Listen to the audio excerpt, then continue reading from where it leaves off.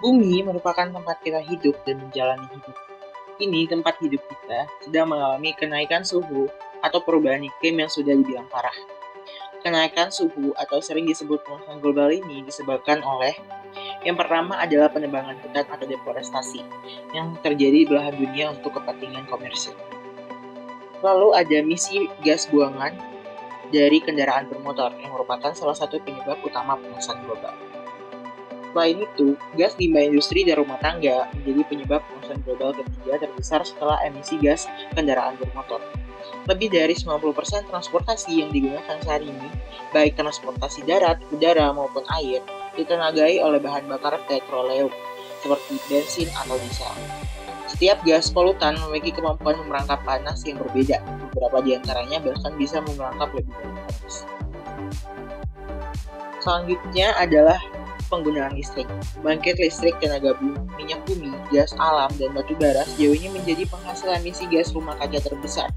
Kedua, setelah industri pabrik.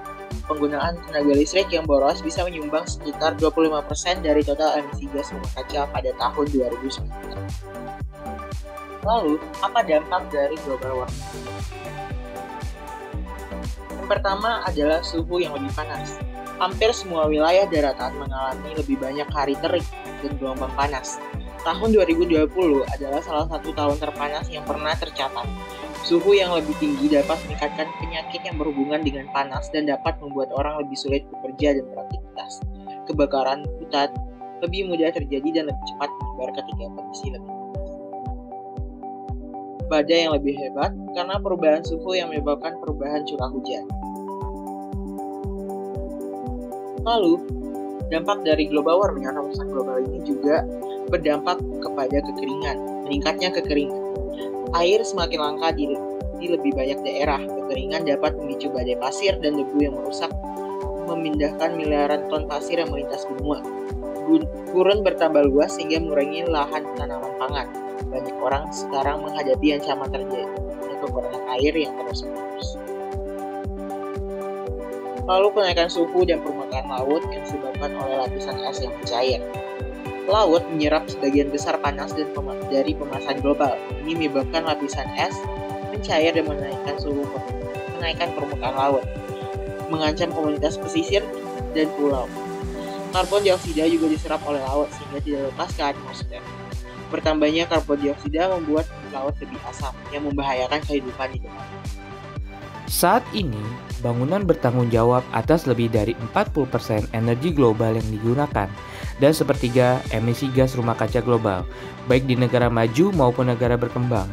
Dari Ford Assessment Report dan IPCC diperkirakan emisi GRK terkait bangunan sekitar 8,6 juta metrik ton CO2 ekuivalen pada tahun 2004.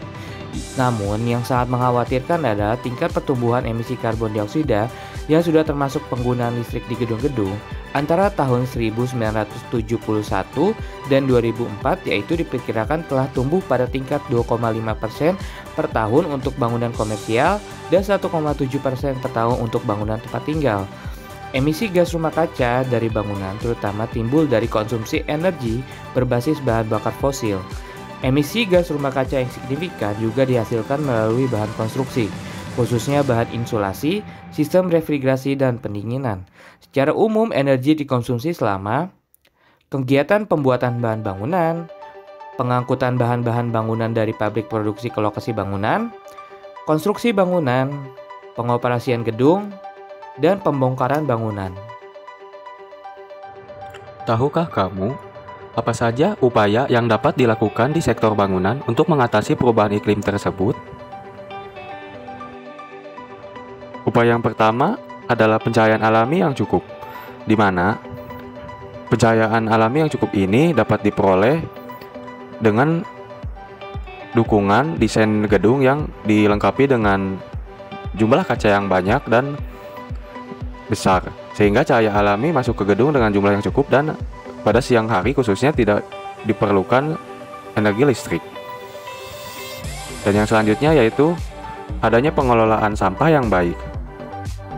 Alangkah baiknya setiap bangunan memiliki pengelolaan sampahnya sendiri agar dapat dimanfaatkan menjadi barang yang lebih berguna sehingga memperoleh ke zero waste. Selanjutnya yaitu penggunaan panel surya. Penggunaan panel surya ini akan mengurangi penggunaan sumber daya alam yang tidak terbarukan. Dengan bantuan energi cahaya matahari dapat dikonversi oleh panel surya menjadi sumber energi listrik untuk berbagai keperluan sebuah gedung. Selanjutnya yaitu adanya penanaman pohon di sekitar gedung sehingga sebuah gedung dapat dilihat menjadi lebih hijau dan lahan yang digunakan untuk sebuah gedung tidak mengurangi adanya jumlah penanaman pohon sehingga dapat menekan jumlah emisi gas karbon dioksida. Yang terakhir yaitu sistem penggunaan air yang lebih efisien. Hal ini harus dipenuhi oleh sebuah gedung agar penggunaan air tidak dieksploitasi secara berlebihan.